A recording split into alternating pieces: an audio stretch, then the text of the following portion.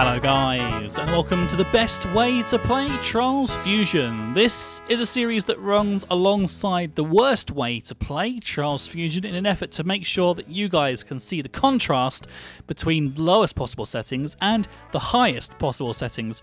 As always, we'll start off by showing you guys what the video options look like for the highest settings possible, and as you can see, we're running everything on a maximum settings. Now, this is not a game that I particularly expect to max out my computer by any stretch of the imagination, but the good news is that I do know that it should be pretty damn enjoyable either way.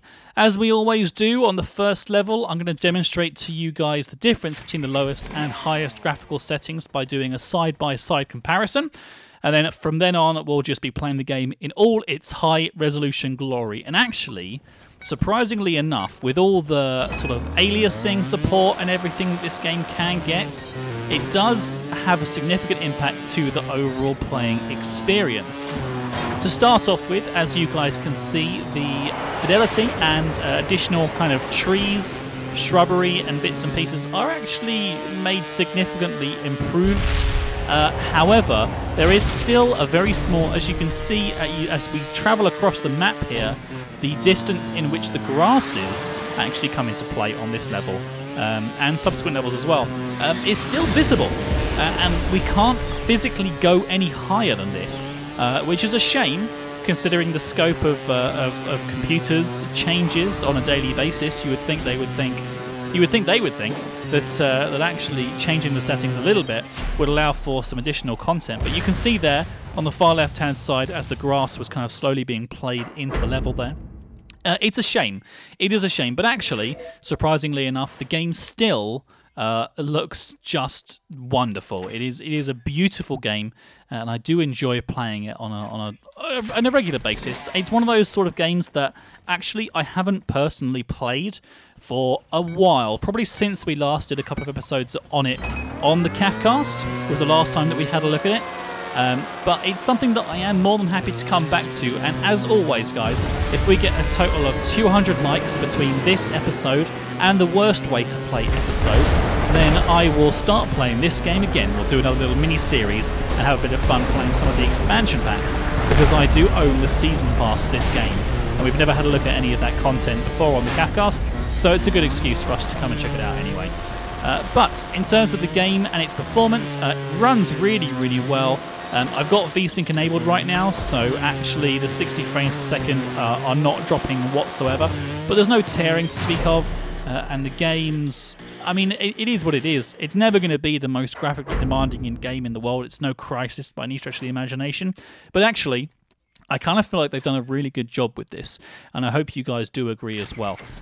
So the best possible graphical settings actually still aren't even that taxing. So if you were questioning whether or not to get this game because you didn't think you'll be able to run good enough graphical settings, you may be surprised. We already talked in the worst way to play episode about the lowest specs, and it only needs like an i3 or an X2 Phenom, or an NZ2 X4 Phenom or something like that.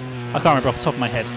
But it doesn't need some like crazy graphics or any like sort of intense GPUs or anything like that. And the fact that we're running it like this on a 980 Ti is hilarious, because I know for a fact that this game will run well pretty much no matter what we throw at it. So that's a pretty good reason to go and get it if you are thinking about it. But at least we're going to get a chance to finish this level here with pride in our minds and hearts, and be safe in the knowledge that actually the best way to play this game is not as surprisingly far away from the worst way to play this game as you might have thought. But anyway, thank you very much for watching, guys. I hope you had enjoyed today's episode. I'm going to try and keep these nice and short for you, so you get a really good chance to just get a sense of how this game looks, how this game plays, and more importantly, if this game is still an enjoyable experience. And it is, even if you go to the worst possible graphical settings. So I think that is a fantastic way to end the episode.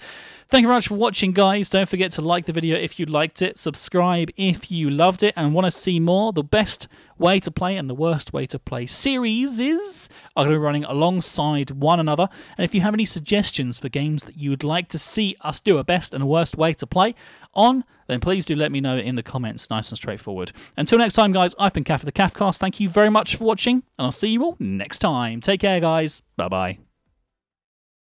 You've been watching the Kathcast. We hope you have enjoyed the show. Don't forget to check out all of our other videos. Oh, and be sure to subscribe to us if you like what you see. That way I'll know to make more and that you really like me. So, you've been watching the Kathcast. We hope you have enjoyed the show. Don't forget to check out all of our other videos.